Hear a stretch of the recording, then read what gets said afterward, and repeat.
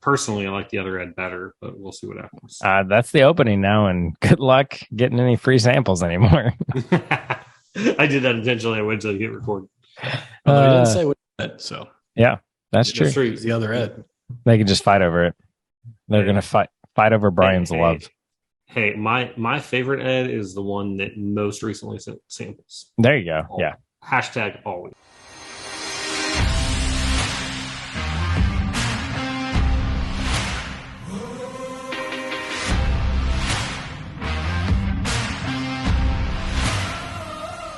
Tonight we're going to play a game sponsored by Ed, which, we just did the Wyoming flight. What more could he have sent us? Which was, made me a believer in Wyoming. I don't know about you guys. Yeah, Wyoming versus Texas on the live stream. Wyoming all day long. Yeah, Wyoming. Who knew? Who knew? Wyoming. So Ed sent us 3 more samples, which, by the way, they're in these nice green tinted vials. He went above and beyond. We just go plain old brown. So, he's getting fancy on us. And he wants us to answer 2 questions. Ooh. Which one of the 3 do we like the best? And which one of the 3 is the oldest? So those are the 2 things we have to find out. We have no idea what these 3 things are. Knowing Ed, it is going to be an interesting ride. And I instantly am going to go with whatever I think is the oldest is not the oldest. But I'm pretty excited because he's never sent bad samples either. So I'm definitely in the comments below, let us know of the 3 of us, which one you like best and which one is the oldest. Oh, I like it. Oh, maybe samples will even be sent for the correct answer. Yeah. I don't know. There might be a Triple Crown winner on that. Could be a sweep. Triple out of 2 questions. Okay. You did the math. I like it. You're bringing your A game tonight, Tej. So I'm definitely not following the second one. I'm definitely not following TJ if we start guessing proof. In fact, I'm going to go in the opposite direction. Because if you follow the channel at all, when it comes to proofing something, TJ is usually accurate, plus or minus about 140. So, yeah, just saying. Actually, the higher the proof, the less proof I think there is. So if I'm like, oh, this is super low proof, it's probably 180. All right, so number 1's a very good nose. Yeah. So we're going to give these a little bit of a review along the way, or are we just playing the game? Give some tasty notes. Yeah. Yeah, Chuck is I guess some number 2. Medicinal cherry and oak on that nose. Yeah. A little bit of caramel. I haven't tasted it yet, so it could be a weeder. It's not a super strong nose. Like nothing's popping out of me more so than I feel like the 2 notes. Like I get the cherry coming at me, but I feel like the caramel's a little bit less. I feel like this is Kentucky's southern neighbor. I thought I smelt it on the nose. But I wasn't going to say anything. I smelled it on number 2 for sure. So I was like, is it still stuck up there? That's what I thought. So I really got it on number 2.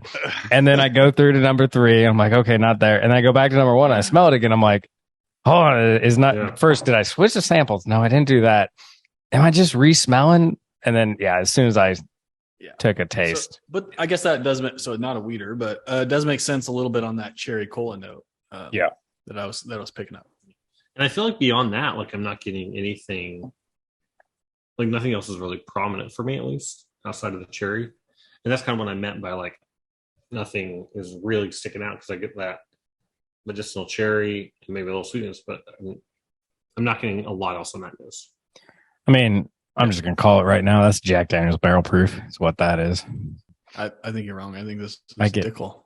I get those notes I guess. Okay. There is a predominant. I'm going to go not Jack Daniel's Barrel Proof.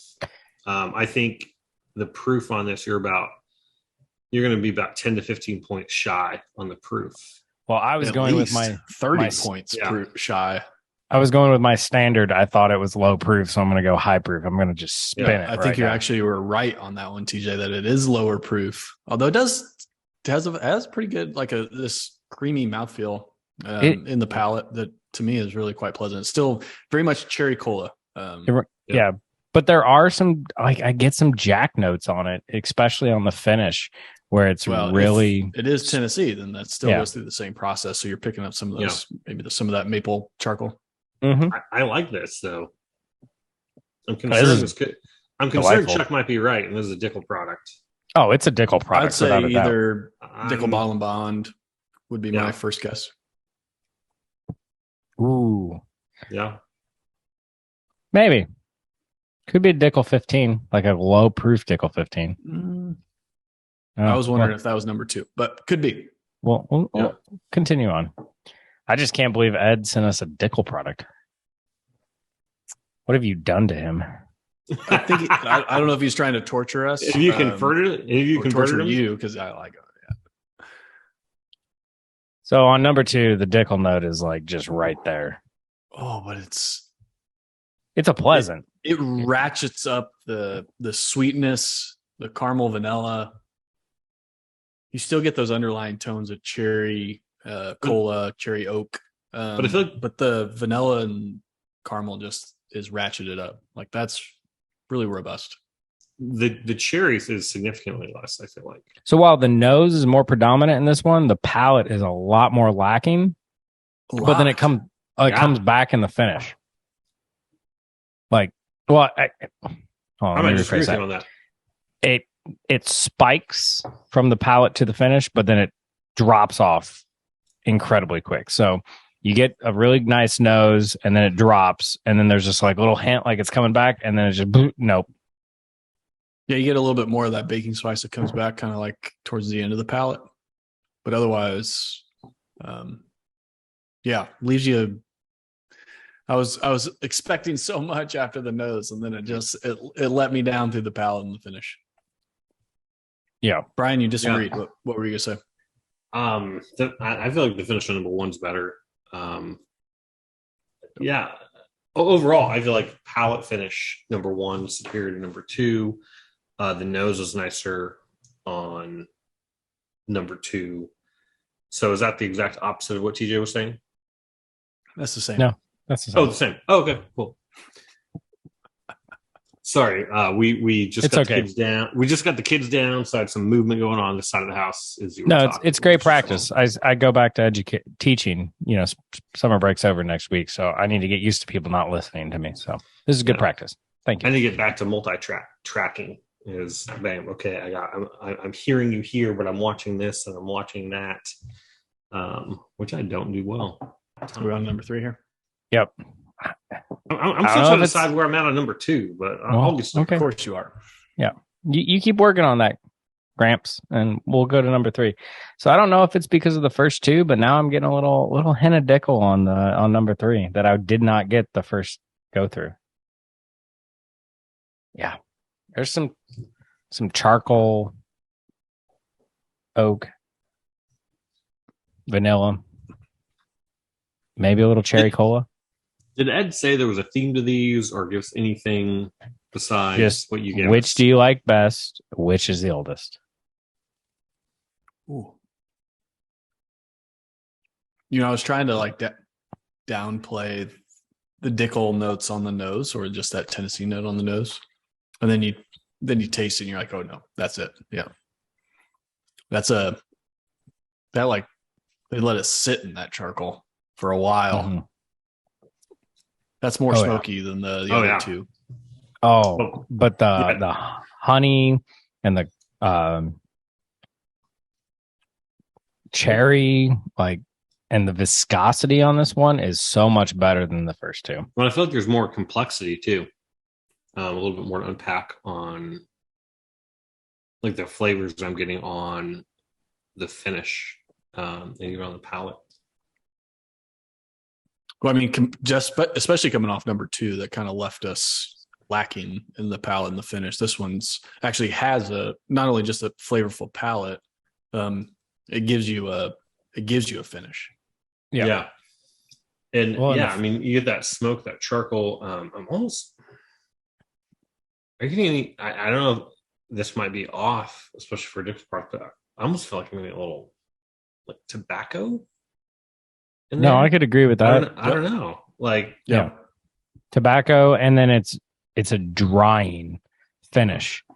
Like it definitely dries out in the mouth. So Yeah, there's it's a weird. lot So of tannins. So I don't know if you guys are getting this. Maybe I just had a sip of water to kind of reset my palate, but I almost feel like I drink it and it coats a little bit, but then it dries. Mm-hmm. And I mean that hashtag great way to get you to keep drinking. I don't know that we're all going to agree on which one's No, the I don't best. think so. No. Really? Okay. Yeah. And I think as far as which one we think is the oldest is like, this is part of the challenge. This is part of the game. I mean, I know. Ed, thank you. Well done. Yeah. Yeah. I mean, I'm a Tennessee nut, so I like this stuff. This is excellent. I mean, I'm excited to find out what the bottles are because if I can find one, I'll probably buy it. Except I probably number 2. have them, or maybe 2 out of the 3. But we'll see. I guess I mean one of these I'm sure I don't have. Otherwise, I doubt Ed would have sent me. He watched the channel enough, so he knows what I have. I really think 1 and 3 just comes down to preference. Like I think they're both great. It's just what you're looking for in the night. Number 1 is lighter, balanced, sweeter, more cherry. 3 is more just dark. Like Brian used the word tobacco, heavy oak, like viscous. It's yeah. Well, and the finish is nice on 3, but it's not. It doesn't quite give you the oomph like a cinnamon or a pepper oomph. Like it's more muted, but it's there. I was say it's still flavorful to me. It's not spicy, yeah, for sure. It's flavorful. Bingo. That's a great way to describe that. Yeah, I feel like it's if I want to just have 1 pour for the night and be done, I'm going to go number 3. If I'm like I'm in the mood, we're going to have a couple drinks tonight, I'm going to go number 1. Coming off your 6 natty lights and still exactly keep going, then you're ready to transition. Need something a little more more oomph. So I have my answer for both. I have my answer for both, I think.